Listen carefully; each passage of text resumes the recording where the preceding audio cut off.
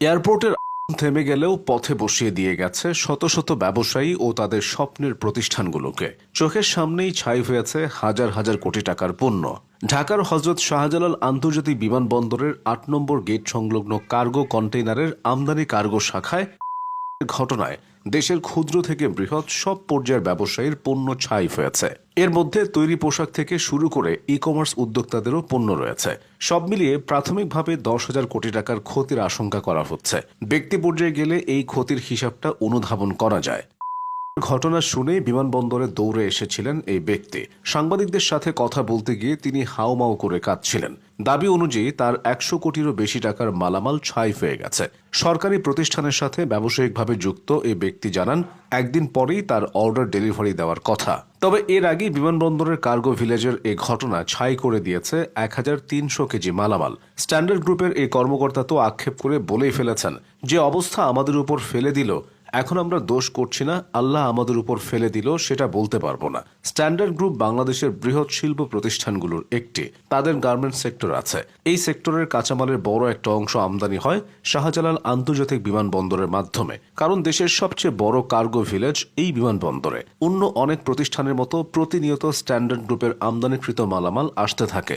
ঘটনার সময় কার্গো ভিলেজে এই গ্রুপের কেমিক্যাল আইটেম ছিল। অন্যান্য কাঁচামাল ও কেমিক্যাল আইটেম মিলিয়ে স্ট্যান্ডার্ড গ্রুপের ক্ষতির পরিমাণটাও ১০০ কোটি টাকার বেশি। এদিকে একই ঘটনায় ৭ কোটি টাকার মালামাল পুড়ে গেছে বলে জানিয়েছেন সেগুনবাগিচার ব্যবসায়ী লিমন হোসেন। ২০২৫ সালের ১৮ অক্টোবর বিকেলে সেগুনবাগিচা থেকে মেট্রো রেলে বিমানবন্দরে যাওয়ার সময় তিনি এ দাবি করেন। লিমন হোসেন বলেন, গত বুধবার চীন থেকে জুতা, ব্যাগ, গার্মেন্টস পণ্য আমদানি করা হয়। ১৯ তারিখ ব্যাংকের কাজ শেষ করে মালামাল বের করার কথা ছিল, কিন্তু তার আগে আজ আগুনে সব পুড়ে গেছে। তিনি আরো বলেন, তার কাছ থেকে দেশের বিভিন্ন জেলার ডিলাররা মালামাল পাইকারি কিনতেন। তার মতো ব্যবসায়ীদের বড় ক্ষতি হয়ে গেল। এই ক্ষতি কমাতে তিনি সরকারের সহযোগিতাও চেয়েছেন।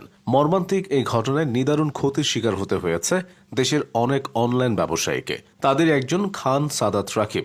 Rakib online platform China online বিডির কর্ণধার।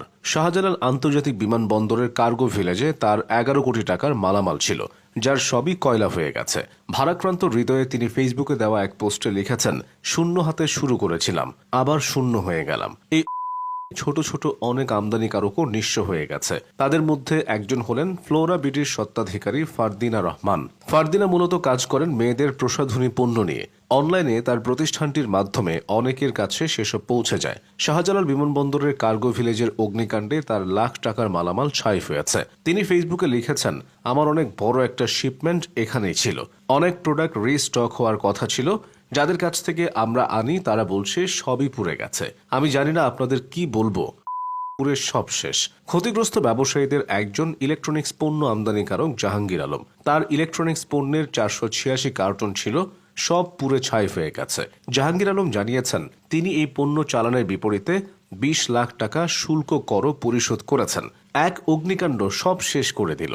জাহাঙ্গীরের মতো এরকম নিঃস্ব হওয়া ব্যবসায়ীর সংখ্যা নেহাত কম নয়। প্রশ্ন হলো, এর দায়ভার কি রাষ্ট্র নেবে?